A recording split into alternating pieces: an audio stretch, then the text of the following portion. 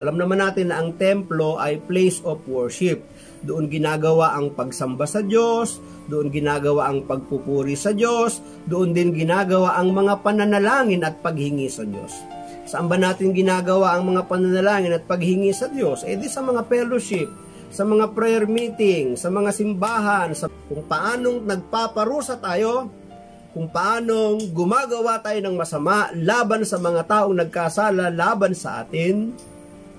Yun din ang trato, yun din ang ating aanihin. Parang ganito kung ano ang iyong tinanim, yun din ang iyong aanihin. Nagtanim ka ng kasamaan, kasamaan ang aanihin. Nagtanim ka ng galit, galit ang aanihin.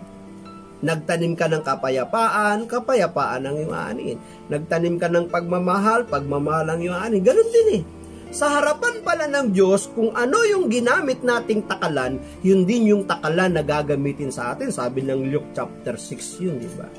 Kung hindi magpatawad, syempre, hindi rin tayo patatawarin. Kung ano yung trato natin sa ating kapwa, ganun din ang trato ng Diyos sa atin. At panghuli, bago tayo magtapos mga kapatid, mayroon pong binabanggit ang Panginoong Hesus patungkol sa mga pagpunta sa templo. Ang templo maaring tinutukoy sa ating kapanahunan ay mga place of worship. Alam naman natin na ang templo ay place of worship. Doon ginagawa ang pagsamba sa Diyos, doon ginagawa ang pagpupuri sa Diyos, doon din ginagawa ang mga pananalangin at paghingi sa Diyos.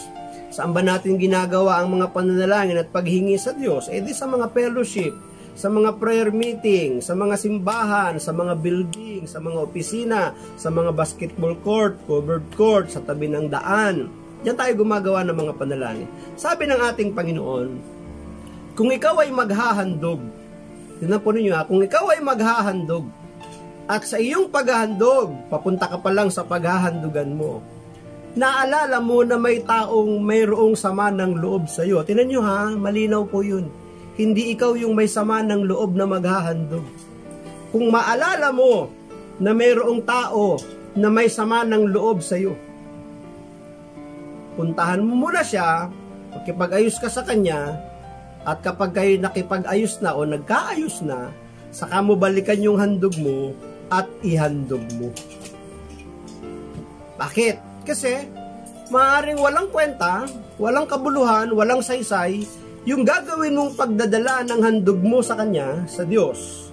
Kung may mga taong maraming iniisip, maraming sinasabi laban sa iyo, or may sama ng loob sa iyo. Sino-sino ba yung mga taong may sama ng loob sa iyo? Hindi ko alam. Kilala mo yun Hindi ko nga yung kilala. Diba? Mas kilala natin yun kasi kadaupang palad dati yun Hindi ko po kilala yun. Pero, ano ang ating gagawin? Makipag-ayos. Ngayon, Brad, paano kung hindi makipag-ayos? Hindi mo nakasalanan yun.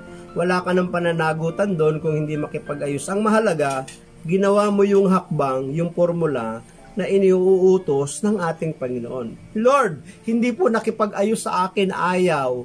Wala ka nang suliranin doon kasi ginampanan mo na yung bahagi mo. Pero ako naniniwala na kapag ginawa mo yung bahagi mo, ang Diyos nakasubaybay diyan, nagmamatyag yan, nakatingin lang yan. Habang ikaw ay papunta pa lang doon, yung puso ng taong yung pinapalambot na rin para kayo magpang-abot, magkaisa, magkabalikan, napanunumbalik yung samahan. Sabi nung nakaraang gospel, di po ba? So, kung may sama ng loob sa iyo ang iyong kapwa, iwan muna ang handog at makipag-ayos sa kanya. Sapagkat magkakaroon ng saysay, kabuluhan, yung ating gagawing paghahandog at paglilingkod sa Panginoon at yung ating pong mga panalangin ay mapagbibigyan ng ating Panginoon. I've got some best banana. Maraming salamat sa inyong panunood at kung kayo naman ay napagpala, huwag niyong kalimutan na mag-like and share, mag-subscribe na din at kalimbangin ang bell icon na inyong makikita sa ibaba ng video upang kayo palaging updated sa aking mga video kapag ako ay may bagong upload. Maraming salamat, God bless, and I love you with the love of the Lord. Bye-bye. One from Johnny, in case he passes by this way. And can you pass this on to Minnie so she knows where we're at? And you better send me your address so that I can send